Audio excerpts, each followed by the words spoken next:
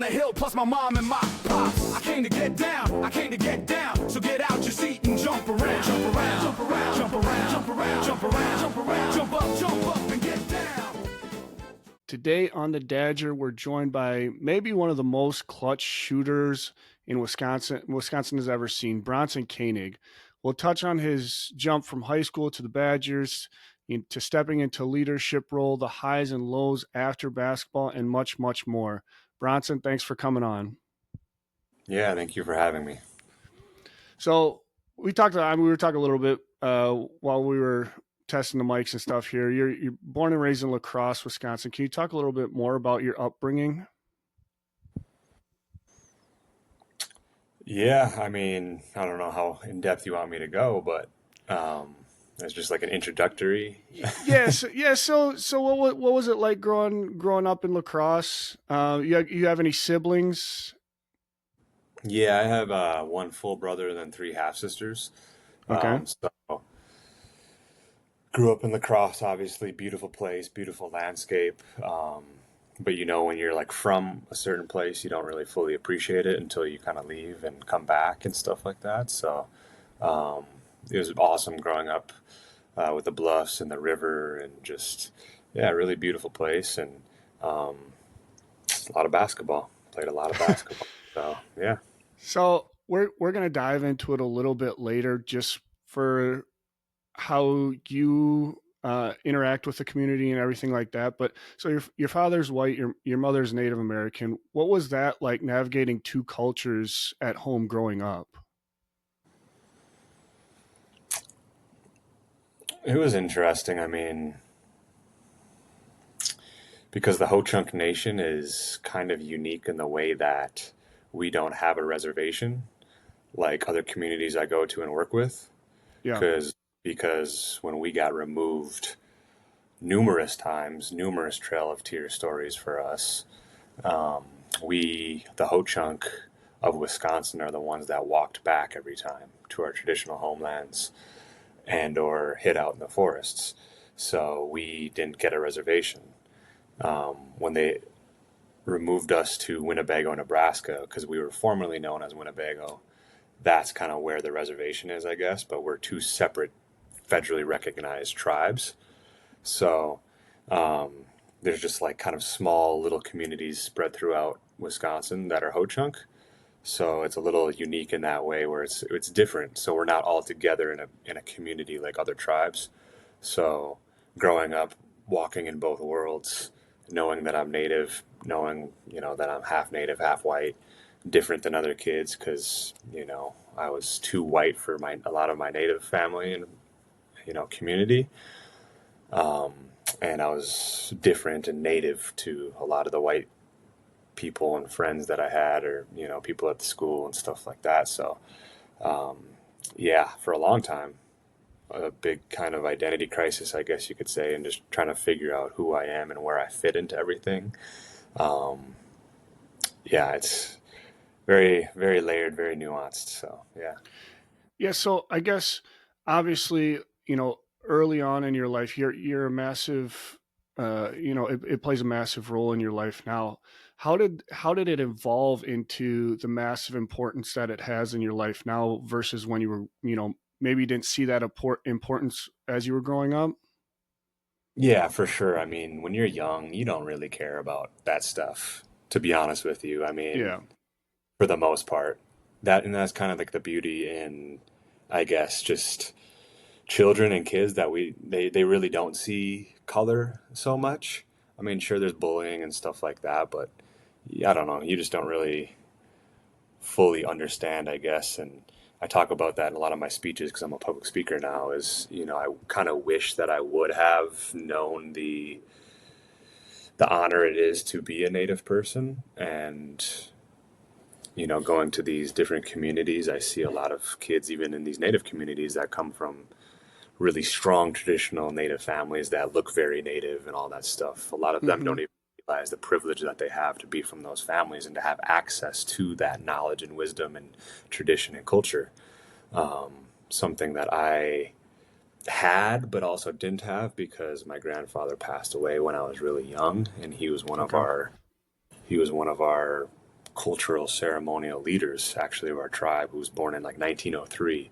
So he grew up in a lot of those old ways, and had so much ancient knowledge and wisdom. So I watched. It was from the Players Tribune, but I think it's in a movie you're featured in called "Imagining the Indian." That you Mm. started playing sports and basketball specifically when you were 4, and then you started to kind of use it as an escape. At what age do you think you really started using basketball as an escape from maybe outside pressures growing up?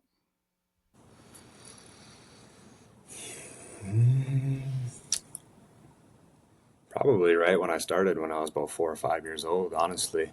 And then just kind of, I was one of the fortunate ones to realize that basketball was one of my gifts, because it's what naturally excited me and I was passionate about. And that's what I try to tell the youth as well, to find what excites them, finds what just naturally lights their fire, and that passion will lead them to their purpose, as to why they're here. Because there's so many kids and just people today that don't know, their purpose as to why they're here in the society and their families and their communities and things like that.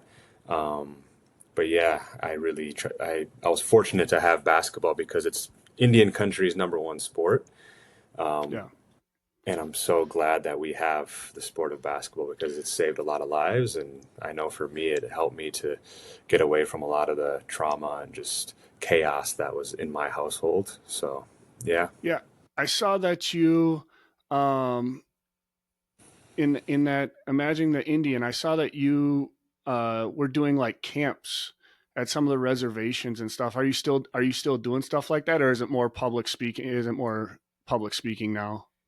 It's both. I try to pair them together because, I mean, the basketball camp is how you get kids to come, you Yeah, know, sure. and Hmm. then I started talking to them about real stuff that really actually matters, and that stuff is that's really important, because to me, Yeah. basketball, sports in general, I don't know, they're just not that important in my opinion. They are to a degree, but there's way more important things that our society needs to address. So your dad got you kind of into basketball. Did he coach you at all? I can't remember if he like, yeah, a little bit. I mean, here and there, but mostly just was one of those crazy basketball dads that was yelling and cussing from the stands and stuff like that. But he definitely coached me like one on one, and Sure. really, you know, created that love for the game for me, and just, um, yeah, taught me a lot of stuff out in the driveway and at the YMCA, and watching basketball together. And so, yeah. So uh, I don't know.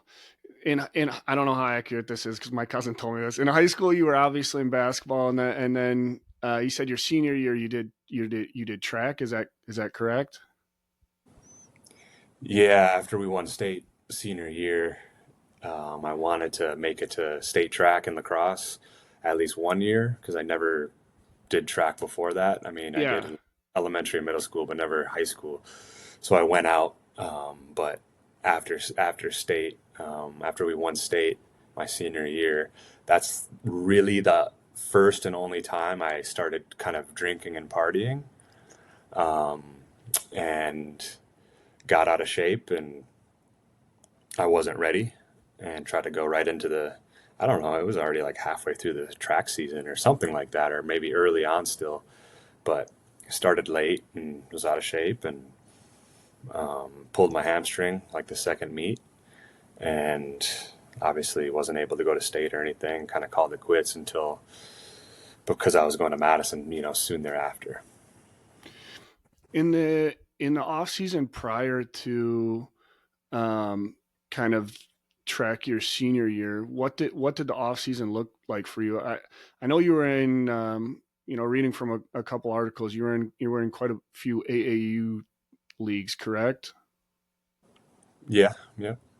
So did you? So when I spoke to Isaac Lindsay, he talks about him and his dad kind of just joining the first AAU team that they found. Was that kind of the case with you, or did you guys do some research so that because I know you ended up on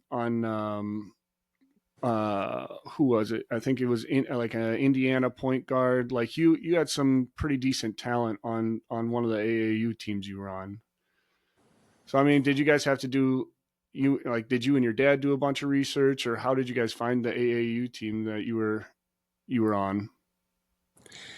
No, just programs approach the people they want most Sure. times, I would say.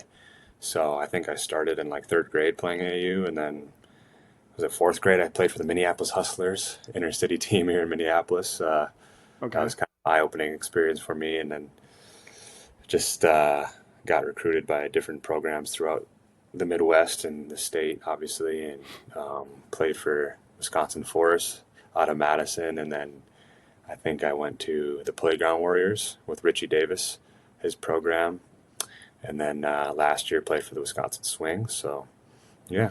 Did did you start getting recruited or like receiving offers right after your sophomore year after you guys won the first state championship, or when did school start reaching out to you, I guess? I think it was my freshman year when Todd Kowalczyk from University, I think either Green Bay or Toledo, he was at both. I just can't remember which one he was at when he offered me, but that's who offered me first, and I can't remember. I think it was like a lot of like mid majors offered me all my freshman year because they Okay. can't. I don't think they could offer. Yeah, they couldn't offer in middle school or anything. But Bo Ryan said he started hearing about me in sixth grade, Okay. um, about 12 years old. So, and then after Wisconsin offered me my freshman summer, that's when every school in the country offered me full ride scholarships. Yeah, so the some of the stuff I was reading said you kind of sidelined your junior year of high school. Was that frustrating and scary in such a pivotal time period in high school, like in a high schooler's recruiting process? Yes and no, because it was like the first injury that really took me out for a while like that. Um, and I was having a really good start to my junior season, and it was just kind of it was really disheartening and everything.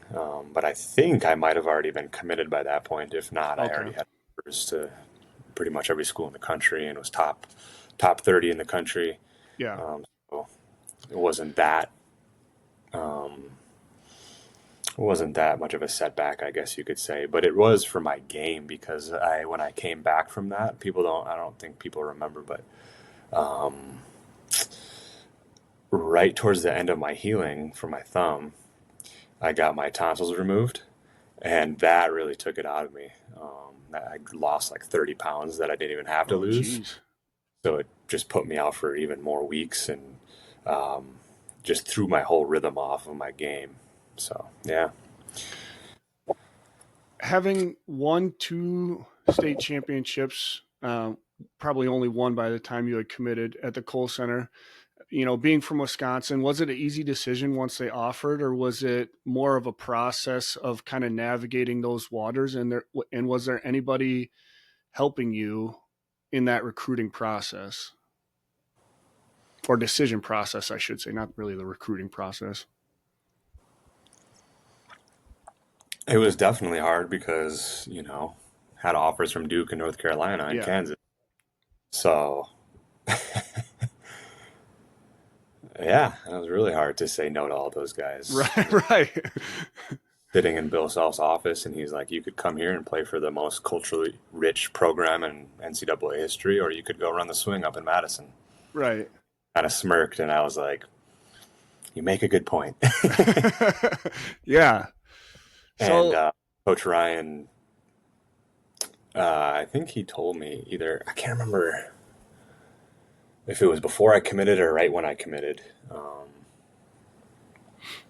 that we were going to go to the Final Four, and I was kind of like, yeah, right. The next 20 years, like, I don't really believe that, but lo and behold, it happened. And I remember, I think there was like a fake commitment. I have a fake commitment story of when I was in Bo Ryan's office, and I think this was like probably right after I was getting all the big offers, and so he knew he had to move quick, and he put the full court press on me and the pressure, and it was Yeah. just me and him sitting in his office, and he was putting the just full pressure on me, and I think I committed out of like just being pressured, Yeah. essentially. I didn't actually want to commit at the time, but I just like, I'm a people pleaser, so I think I just told him sure, Yeah. but I didn't really mean to. And then my whole family and AAU team was there because I think it was during one of the camps and stuff, and they all came in and everyone was happy, and I was kind of like feeling a little uncomfortable because I was like, oh man, I didn't really mean to just commit, but I just felt pressured into it. Yeah. Yeah. So I mean, it's crazy. You hear some of these, football players kind of the same thing where they're sitting in the coach's office and they basically put a shot clock on it in our, like you say, full court press is a great way to put it. But, yeah, so your freshman year, you see some significant minutes as a freshman on a very good Wisconsin team, like you talked about. What was that transition like going from high school to college and then playing right away? Like, did you feel pressure being that young on that caliber of a team?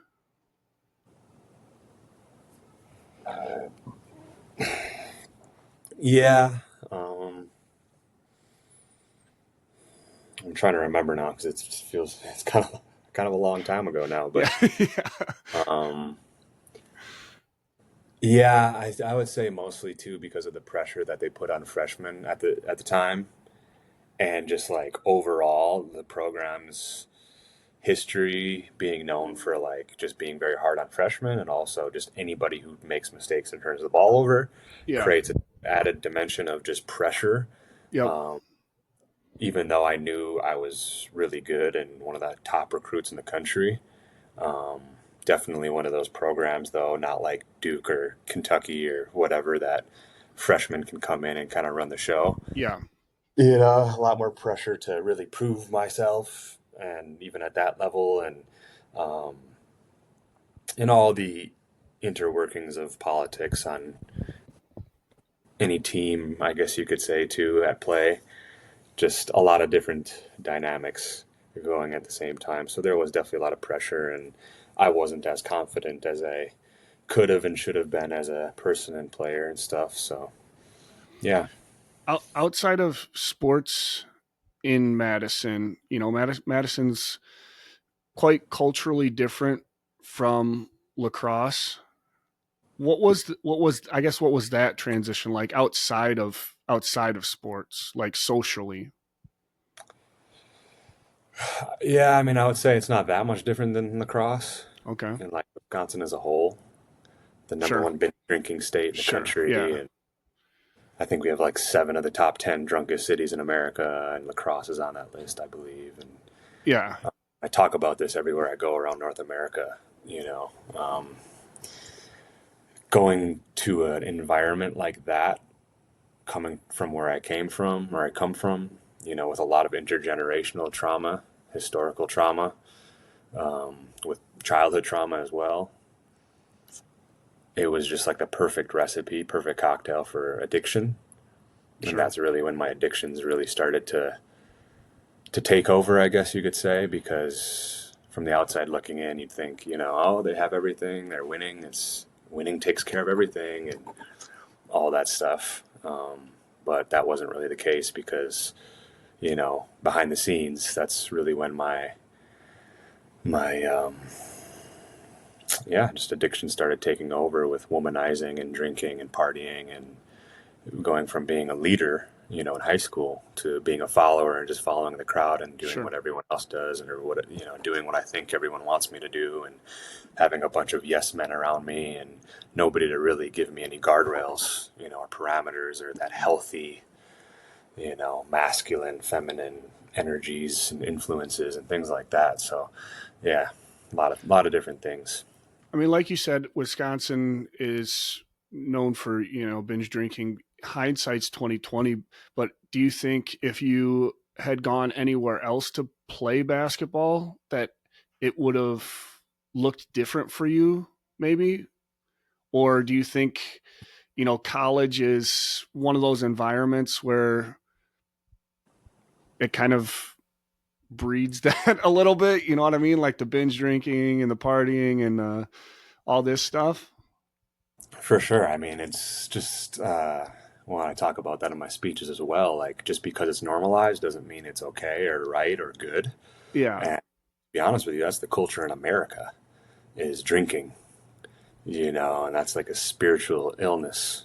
It's a sickness, in my opinion.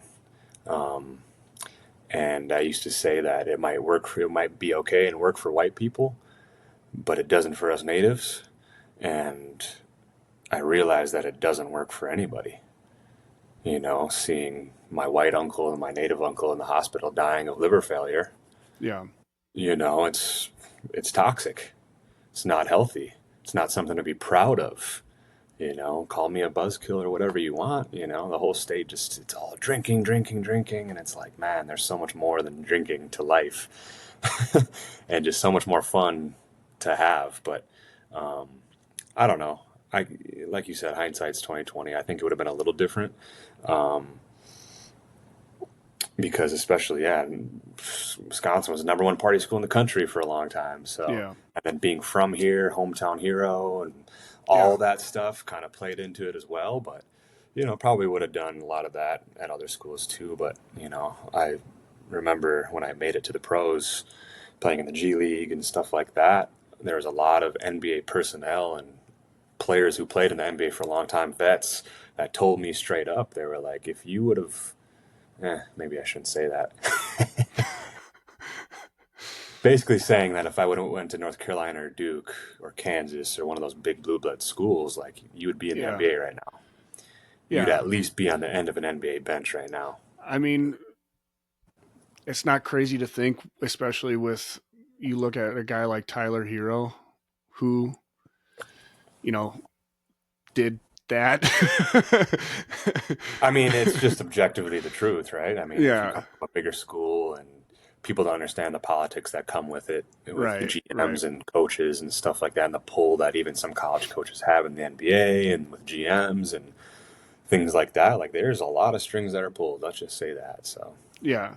and just obviously the pace of play and the style of play at different schools, they're more pro style. They are. I mean, Right. obviously Yeah. it's different nowadays with Right. the Badgers. They're running a different offense and stuff like that. But yeah, yeah, I'm just telling you the truth, I guess. My The, truth. the that those first couple of years, was there like a coach or a teammate that maybe tried pulling you the other way, as the majority was trying to help you develop on the court and kind of steer you back in the right direction at all, or not really? You know, I do have to give credit to Coach Guard. He definitely did multiple times. Would pull me into his office and talk about the potential that I had, the untapped potential that I had, because I did have so much more than what I even showed. Yeah. And he knew that because they watched me play for a long time. And to be honest with you, there was a lot of things that I also held myself back on, you know, out of fear of making a mistake, turning the ball over, all that kind of Yeah. stuff. But buddy who really watched me play before I got to the Badgers knew that I had a lot more dimensions to my game than what showed, basically, with Yeah. passing and a lot of different things. So I definitely have to give a lot of credit to Coach Guard, and Tracy Maloney, my learning advisor, um, back in the day as well. But other than that, I don't know. I mean, not too many people. I mean, I think Coach Ryan did a little bit too, but he was so busy, he had so much going on. It was hard to, you know what I mean, every single Yeah. player. But yeah, not too many. I would say, because everyone was just on their own journey, doing their own thing. Yeah. So with the amount of playing time you got to see that first year, and obviously you got progressively more and more. And, you specifically said that first year, you were maybe a little timid, afraid of making mistakes, especially for the culture that Wisconsin basketball had on freshmen. Was there a moment, was there a specific moment that you look back and can point to where you thought, okay, I'm just going to play my game and like I can hang with anybody out. Like I'm just going to play my game. I'm going to play loose and free, basically. Or did that moment not happen? I guess. It's funny because it's like it would happen every now and again. There wasn't like, I don't remember like the first moment that happened or Sure. whatever, but it's like it would happen and then I would kind of go back into my shell a little bit and go back to being afraid to make a mistake. But it's crazy because it's like you could tell. I mean, it's like anybody could tell the games that I felt free and was really playing my game and was confidence and basically not playing in fear. Fear of making a mistake and being pulled and yelled at or whatever, you know what I mean? So, yeah, yeah, that's what I'll say for now. Was that, I guess, was that tough going into like off season? Did you have different skills like you predominantly focused on in between every off season, or was it just like, well, I'm not able to even showcase what I'm fully capable of right now, so why would I work on anything? Or I guess talk me through the off season there. Well, let's see.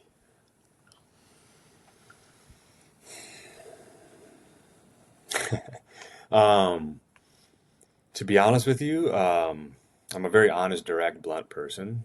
So I'll just be honest and say that I was so burnt out. I was so burnt out of basketball because people don't realize like how much goes into it, the practice and the workouts and this and that every single day, and the pressure to perform every single day is just so much, such a heavy load. That once, especially the first 2 seasons were so long, we went as far as you could possibly go. Right. Like by the end of those seasons, I was so done with basketball and the pressure and the this and that. Like I didn't touch a ball.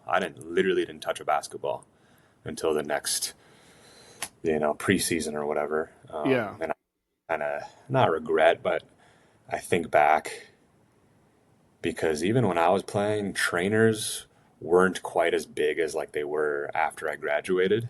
Like with Tyler Harrow, he had a trainer since he was in like middle school every day, going through all these different skills and drills. And I'm like, man, if I would have had that, but obviously also the motivation to actually get better and to, improve every off season in the weight room and the court, man, I would have been a whole different beast. Because the only time I did that was going into my senior season because I knew I had a chance to make it to the NBA. So I was like, all right, I might as well take this serious now and actually work hard a little bit in the off season. And it showed. It showed. So going into your junior year, obviously you had felt the pressure of those 2 seasons prior. So not only is the fan base coming off of 2 seasons that they had never seen the likes of before, and then those seniors graduate, but then you also have to step into, a leader role. I guess how stressful was that?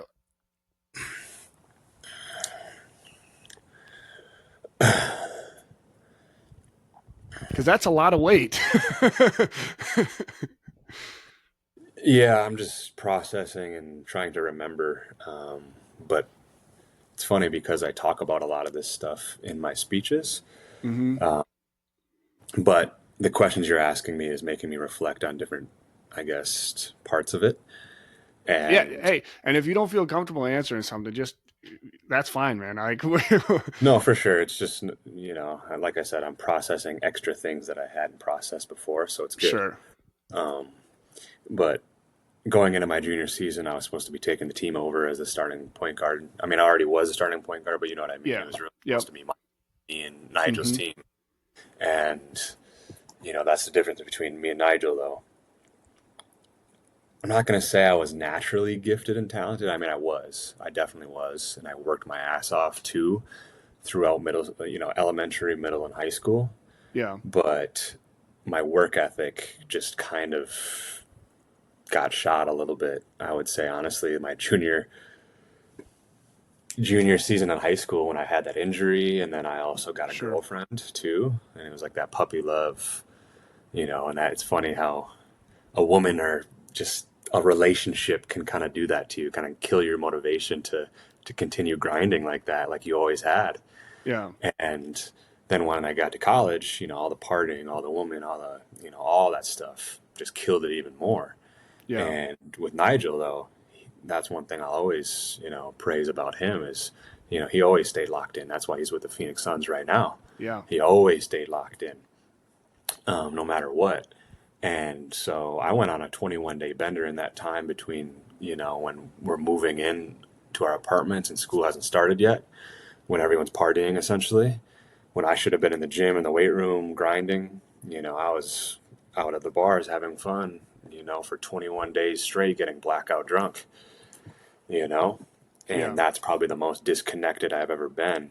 And that's after, we were living like rock stars after 2 Final Fours, national championship, Right. Sports Center, all that stuff. And my ego was huge, and everyone's telling me how great I am. And I mean, just comes with the territory sometimes, I guess, and lessons that I needed to learn for sure. So yeah, I talk about that in my speeches as well. So 12 games into that season, Bo Ryan retires. Like, that adds another set of stress, unsuspecting stress that you guys have to deal with, like specifically you guys that were leaders on that team. So how did that land with the team, and how did the leaders shift their mindset on the season with it being that early on? Yeah, I'm not gonna lie. I mean, it was a pretty devastating blow, like that. This is the guy we came here for. Right. Yep. This is the guy we committed to, and kind of he committed to us in a way. So almost a feeling of like betrayal in a way at the time. Not anymore. There's Yeah. obviously never, but I'm just thinking back to that moment when he told us. It was just like, what the hell, man, Yeah.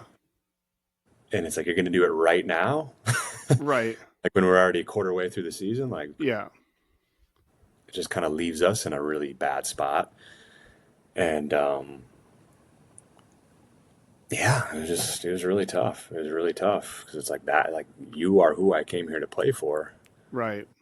And,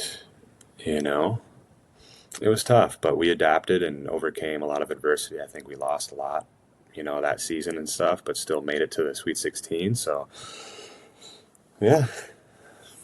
Do you think that, do you guys think that you guys, having played so much, like between you and Nigel and some of these other role players that had played the season prior, really helped that team along, as opposed to, like, I don't want to say anything bad about Greg Gard, but like, that's a tough position to be in as a coach, and you guys still had a great season.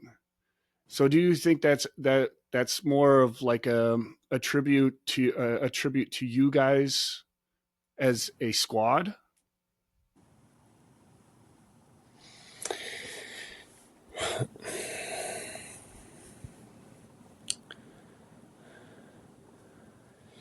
Yeah, I mean, it was definitely all of us together, coaches included. I mean, it was definitely you know, a tough for any coach, Right. especially who's never been a head coach, to just take over like that, Yeah. like, insanely hard. So I credit him for sure too.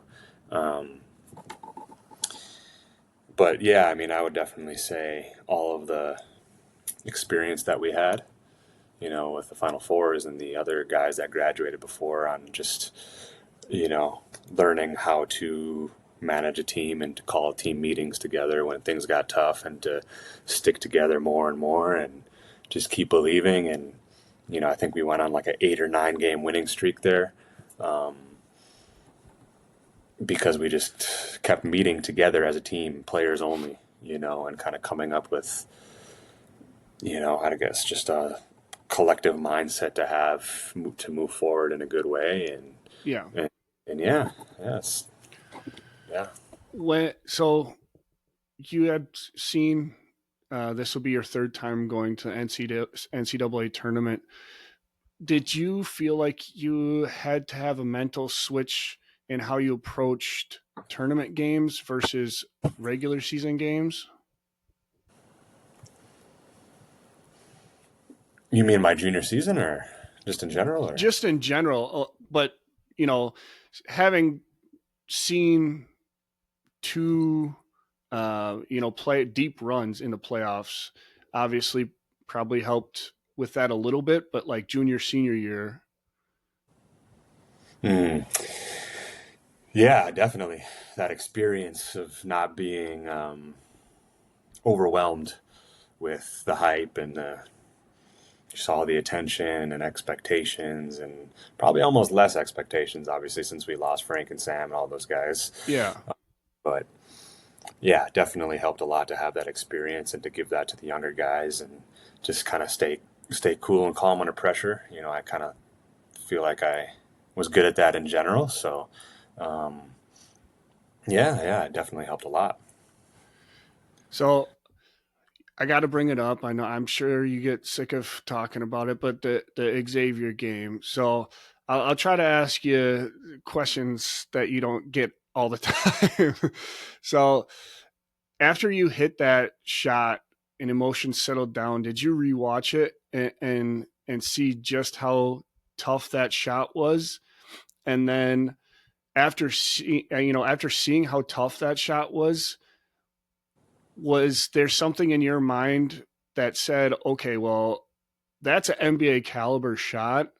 I think I could make it make a run to get to the NBA, or was there a point that you started thinking about the NBA? I mean, I feel like I was always thinking about the NBA. Yeah, but it became it kind of became a more realistic path at some point in your college career. I mean, it became realistic pretty early on, honestly, because I had Eric Helland, who had been with the NBA for 30 years. Sure. You know, he's a very honest person. He doesn't lie, and would pull me into his office and tell me that, no, I could certainly make the NBA. I remember Wes Matthews met him out at a bar, and he's like, yeah, you could be a backup point guard for sure. Yeah. Now. And that was, I don't know, early on in my college career. And Eric Helland said the same thing. He's like, there's no reason you couldn't, be in the NBA and play in the NBA. And then Frank made it to the NBA, obviously. And he was like, dude, you're better than most of the guys on my team right now. Yeah. Like, but I always lacked confidence. I always lacked like true, authentic self-belief. And it showed a lot of times. But when I actually believed in myself, and especially my senior year, because of all the extra work I was putting in, that also showed too. Yeah. And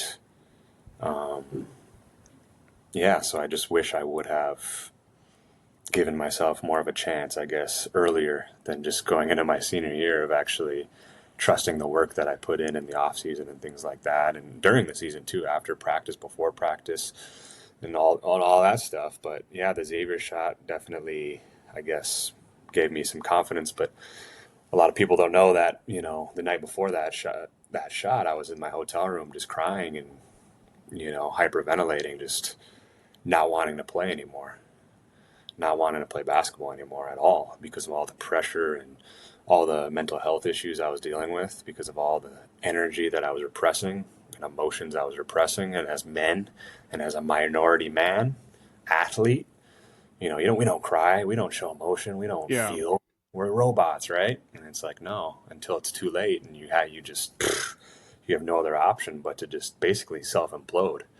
And that's where I was, not wanting to even really be alive anymore, much less play basketball. Yeah.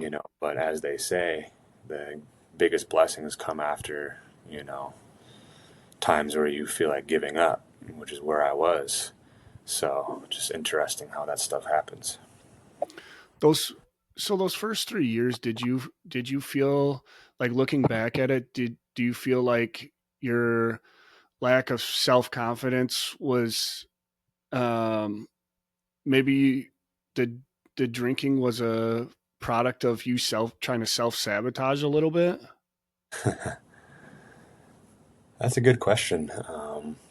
Making me reflect even more on stuff, because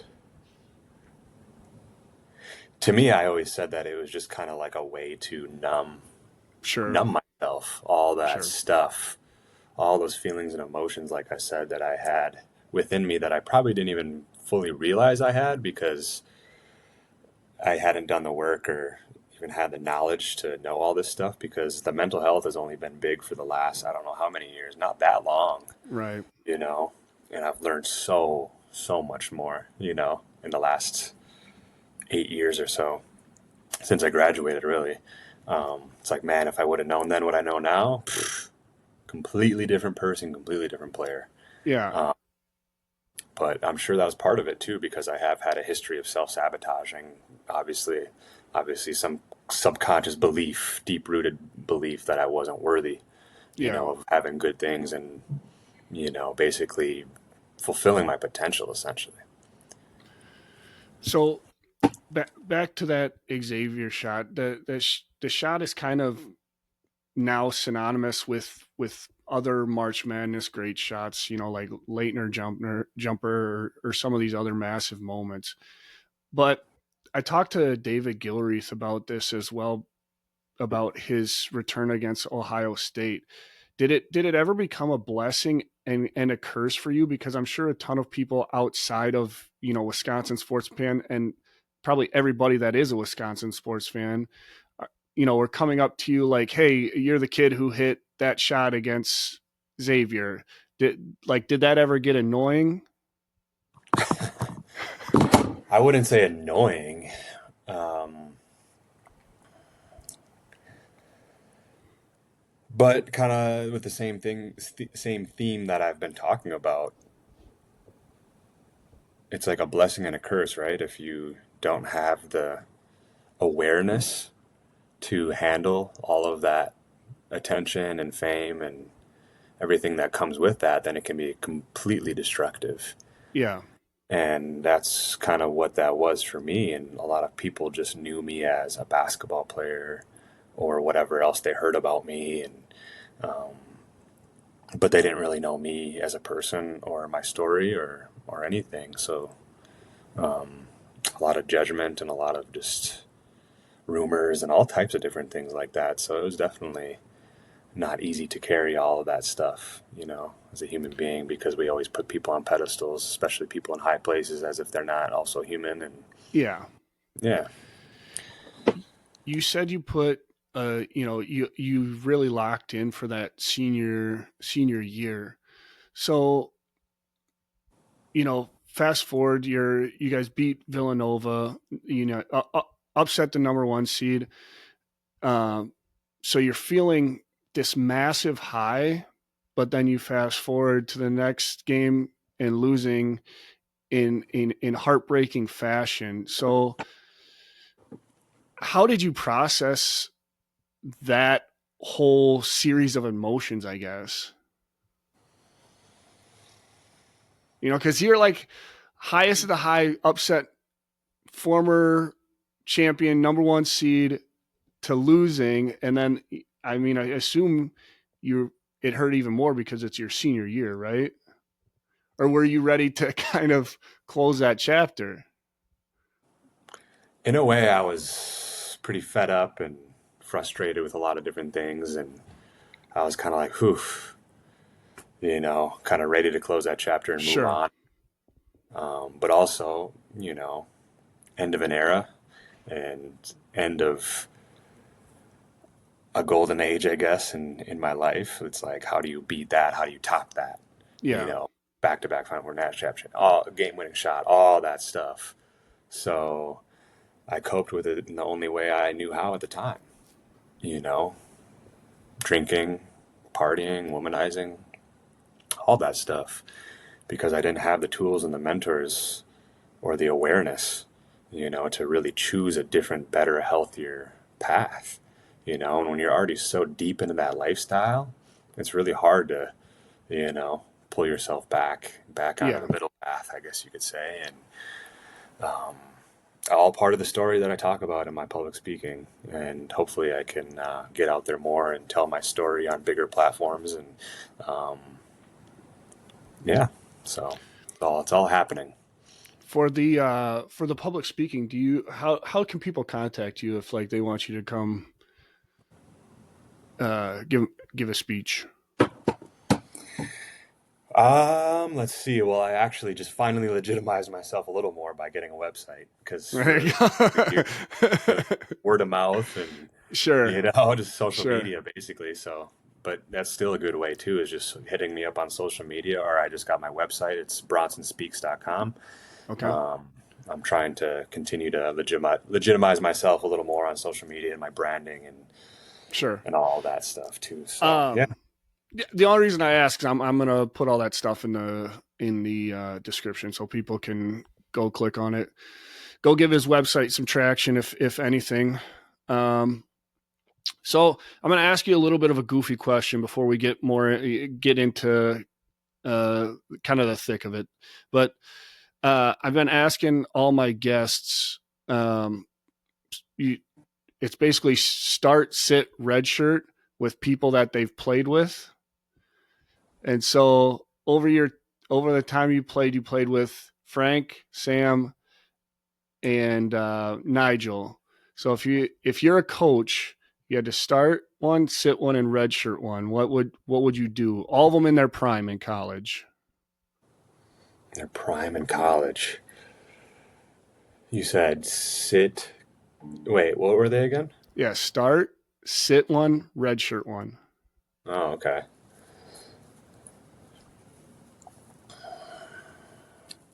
Definitely, I would say, well, obviously we're starting Frank. It's not hard. And so it's either between Sam and Nigel. Um, I would say, because Sam had a pretty good freshman year, I think. Yeah, But if it's prime, hard to say, because it's like, who had a better prime, Nigel or Sam? right. I don't know. I think Nigel also underachieved, um, and became a lot better as a professional, which happens a lot. Sure. So I'd probably say redshirt Nigel, and um, what was the other one? Something Sit, Sam. sit Sam. Yeah. Well, I guess what's worse? I don't know. They're both. They're both. Sit. You have the potential to play. If you're redshirted, you don't get to play. So, I suppose, yeah. Anyways, so post, um, you know, once you guys get knocked out of the tournament, what was, and obviously you had locked in for that senior season. So walk me through what you did then for kind of trying to get ready for if anybody in the NBA was going to call. Like, walk me through how you chose your agent, or did you have agent representation? I did, yeah. I met with a few, and man, that was one of the worst, my least favorite parts of the business. Just, just Everybody's trying to sell to you. a lot of volatility and just sliminess, Yeah, honestly, with that kind of business and people. And I just did not like that at all. And um, luckily, I found the agent that I'm still with, okay, Keith Kreider out of Edge Sports out of Chicago. He represents a lot of Badgers, former Badgers, all that stuff. So a lot of Big Ten guys. And he's like, we all know intuitively when we feel like, okay, this guy's actually a genuine good person, right? yeah, Like, and he was, and that's what I appreciated most. He wasn't like one of the big top dogs, though. You know, yeah, ultimately, I ended up actually leaving him and going to a different one. and signing with Miško Ražnatović, which is Nikola Jokic's agent, biggest agent in all of Europe, Okay. when I was playing over there because I was playing really well. But I kind of always wish I would have stayed with him, with Keith. That's who my buddy Vito is with right now, Vito Brown. Okay. Yep. And I'm back, and then I ended my career with him as well. So, yeah, it was a whole circus trying to pick your agent. And what was the other part of the question again?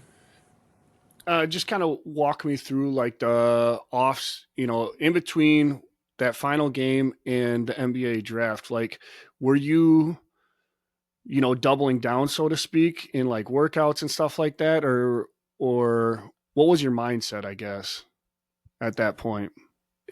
Yeah, it was to definitely try to do everything I could to get ready. I think I went out to Los Angeles. To prepare with some trainers out there, and I wish I could remember fully, but I'll tell you what I remember. I guess is just that I prepared, and it was the first pre-workout with the Bucks, and I killed it. But the last 15 minutes or so, we were doing full court 3-on-3.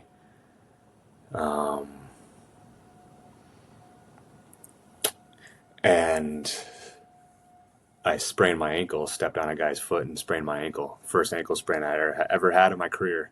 It's a heck of a time to have. Heck of a time. So disheartening, so demoralizing, because I was killing it, and Jason Kidd was right there, and Yeah. the GM, and they were all watching, and they all were like, "Ooh, man, that looks bad." And it wasn't like terrible, but it was a pretty bad sprain. And so I was just at my apartment in Madison. I still had my apartment, and I was working with Henry, the trainer at the time, and he gave me the game ready, the compression and ice and water and stuff. And I was just sitting on the couch trying to heal my ankle, but I was also smoking a lot of weed at the same time because, just coping again, Yeah. negative coping mechanism. And what weed does a lot of times is help, like, makes you overthink and paranoid and all that stuff. Kills your motivation, your ambition, your drive. So, man, I was depressed. I was super, super depressed, and just didn't want to play basketball anymore. But it was such a just a tough time, because I was a basketball player since I was 4 or 5 years old. That's the only way I knew myself was as a Yeah. basketball player. That's the only way I really felt like I was worthy of anything, Yeah. was as a basketball player. So I knew on one hand, I'm like, I do not want to play anymore. With or without the weed, I feel like, I didn't want to play anymore. But I had all this talent, this gift to play too at the same time. So I was like really, really, really torn, super torn. And I rushed my healing to get back for some more pre-draft workouts, but I wasn't the same. My rhythm was completely off. I was out of shape because I was smoking a lot of weed and eating munchies and stuff like that. And Yeah. ultimately ended up becoming the first two-way player in NBA history, signing with the Bucks. Yeah. But they got a new GM, Horst, who's there now. And, for a long time, I kind of blamed it on him, that he didn't like me or whatever. But at the end of the day, I've come to do a lot of my own healing work, and just you have to be very honest with yourself. And like, no, I was messing up. I was messing around. I wasn't taking it seriously. I was smoking. I was drinking. I was doing all that stuff, and I was out of shape, and I didn't come prepared. So, yeah, just is what it is. It seems like throughout your career you had a love-hate relationship with basketball. Do you think what kept driving you back was what you thought your identity was tied to? Was basketball?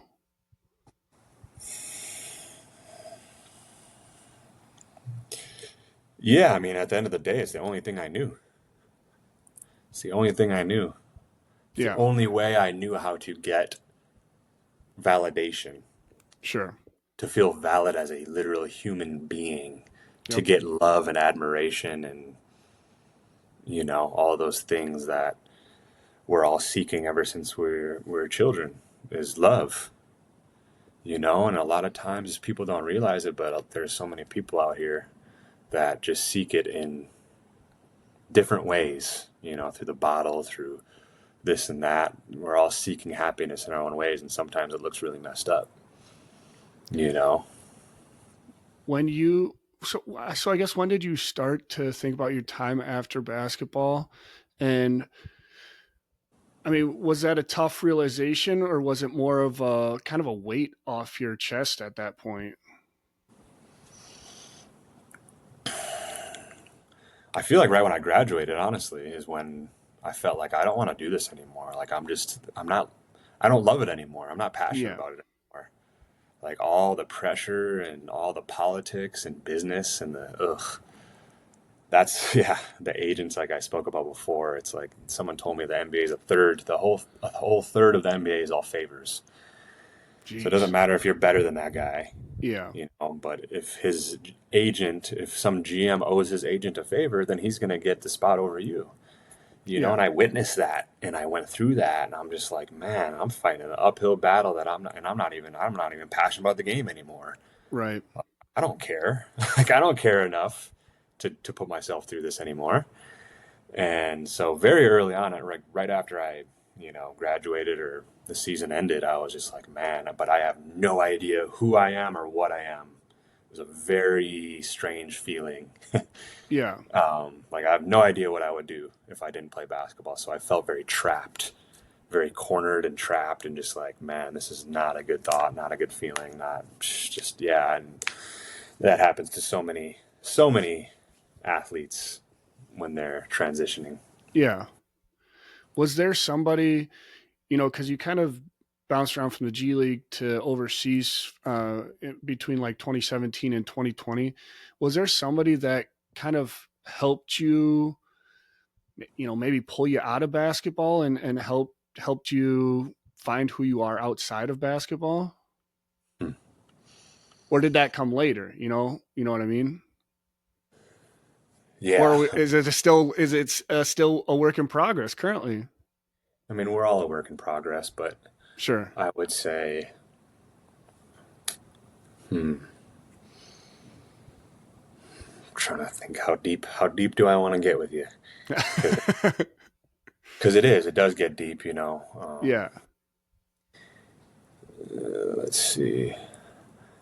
It's like really when I started reconnecting to my culture Sure. and our traditional ceremonies where we pray and dance and sing and work with different energies and stuff like that. And that's really when I was about 23 is when I got my Ho Chunk name, my spirit name, Okay. which is like a traditional thing we've always done. Yeah. Basically, never had English names, but it was the name of basically our spirit or our energy, like the essence of who you are or who I am. Yeah. That's the name that we would be given, and that would be given from a higher power, I guess you could say. Yeah. And so they told me that the connection would be open then after that. And that's when things started to happen, when different people started coming into my life and different ceremonies and just different realizations and experiences that really helped me to transition. And I mean, for a few years, it was really tough because even when I was playing my professional years, man, when I played in Europe, I played really well. I played super well. But I left the team mid-season, came back, and that was really the end of my career. Yeah. And just it's been a long journey of reconnecting to my culture, and through my culture and through like the spiritual way of life, I guess you could say, and just doing the work, working with a therapist, like in a contemporary modern sense, which is really all old stuff too. Just finding out who I am outside of just being a basketball player, and I guess that purpose and path for myself. So, yeah. When you were in college, did you ever take the chance to use some of those platforms, especially on some of those teams, to um, support Native American communities, or was that really not prevalent in your life at that time? Or I guess did it really not cross your mind to use those platforms? I think about that still to this day. I'm like, man, again, if I knew then what I know now. Yeah, yeah. Hindsight's 2020. I mean, no, I definitely would have been using my platform so much more to Yeah. shed light on awareness and education, because there's so many people that don't know anything about Native history and culture, and or they'll, like, I don't know, it's the same thing as what's going on in the world today with politics and things like that. It's like they'll hear something or they'll read something that'll confirm their own bias, Yep. and then start spewing that, on platforms and stuff like that. And it's just like, there's so much more to know. And that's the thing about this world today, is it's so black and white. He's a good person, he's a bad person. It's like, man, the human experience, the human organism is so nuanced, Yeah. like infinitely. So it's sad to see kind of where we're at today. And that's why I do the work that I do. Yeah. Let's fast forward to today. Do you have any like specific projects or initiatives that you've been involved with to support, whether it be Native Americans, Native youth, um, that has meant the most to you? Yeah, I mean, I have my own business where I do basketball camps, so the physical wellness aspect, but also the speaking and the teaching, which is the mental, emotional, spiritual aspect. And to me, that's the most important, because everything comes from the mind. Every single physical object you see, or anything you see when you open your eyes, other than nature, obviously, it comes from the human mind. That's where it all starts, and to me, it's like, I was just doing a gig down in the Omaha res in Nebraska and working in the weight room and talking to the guy who ran the weight room. And I was like, it really almost doesn't even matter what you do in the weight room or on the court if this isn't strong and right and healthy, Yeah. grounded and centered. I didn't even know what those terms meant back in the day. Like, what does being grounded mean? Yeah. you know? And I feel like that's, again, why I do what I do, is because just look at the world that we're in. It's not even just Native people, it's everybody. School shootings and all types of stuff. And it's like, we're sitting here talking about basketball. And that's Yeah. what I was saying earlier. It's like, man, this stuff doesn't matter. Yeah. Like, it doesn't. Like, when are we going to get real with ourselves and each other and, like, really come together? Because that's what it's going to take. How do you hope your example influences the next generation of Native athletes and community leaders?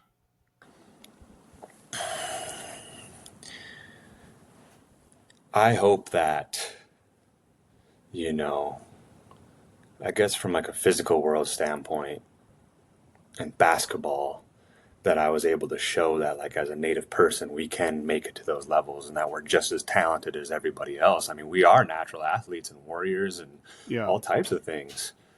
And, you know, there's just so much trauma,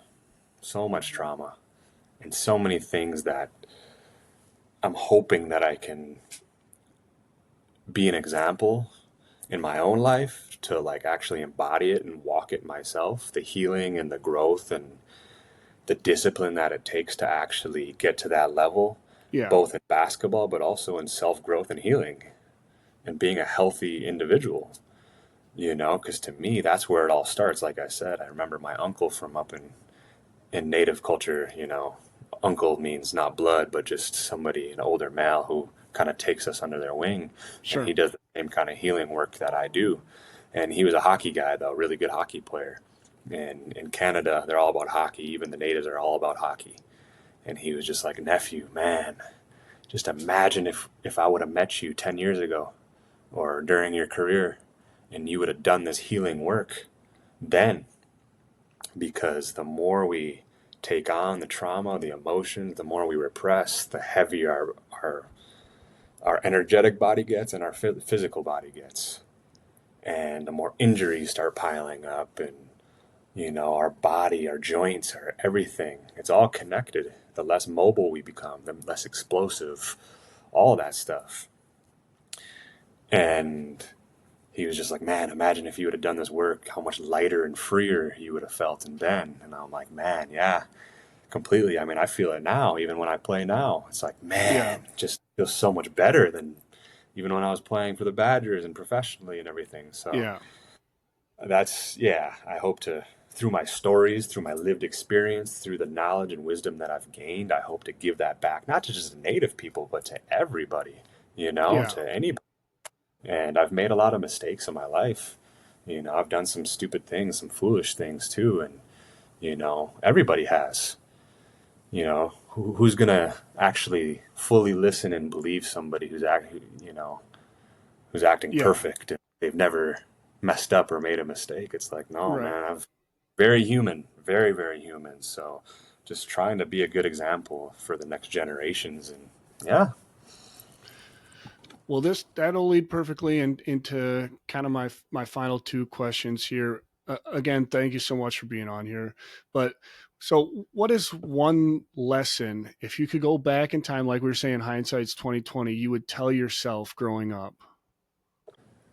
Like if I could speak to my younger self. Yeah, at any age, don't have to limit it to just Aquinas days. Like even if you want to, if you could just go back to college, Bronson. Yeah, I would definitely tell him, whatever age that would be at, would be to tell him and teach him that he's so much more than just a basketball player or an athlete or whatever all these other people kind of built me up to be and told me, who I was and what I was, and that happens to all of us. And to look within, to go within,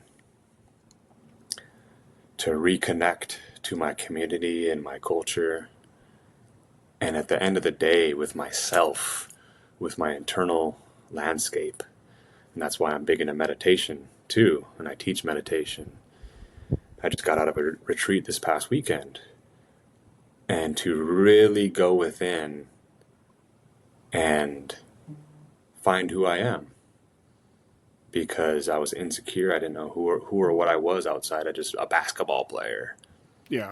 And that's where I put all of my self-worth in.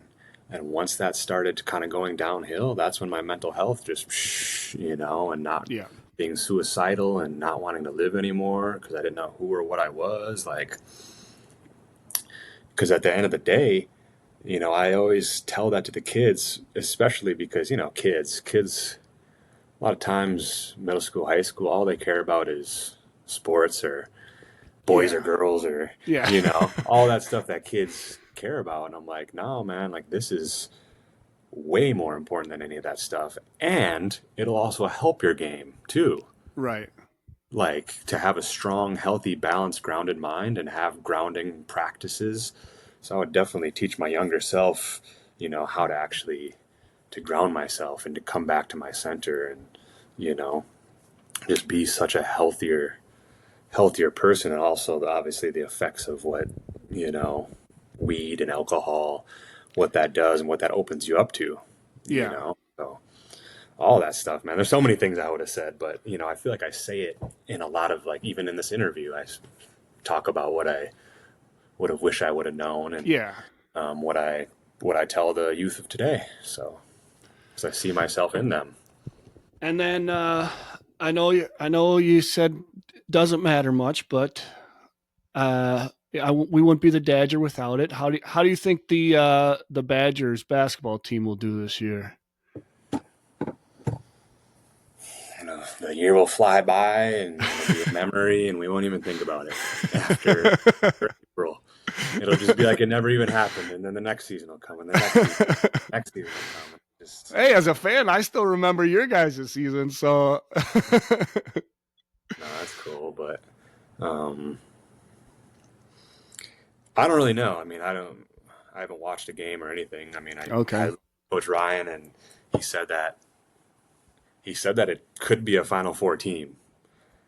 If it was like can't remember how he said it. Like if it was back in the day, whatever, it could be a Final Four team. I don't know, but you just never know with NIL and transfer portal and all that kind Yeah. of now, and it's so different. College basketball, the landscape is so different, and it's just unfortunate because it kind of took all the spirit out of the game and the teams and the players and the fans even, and Yeah. like the event and everything like that. So yeah, I have no idea. I mean, who knows?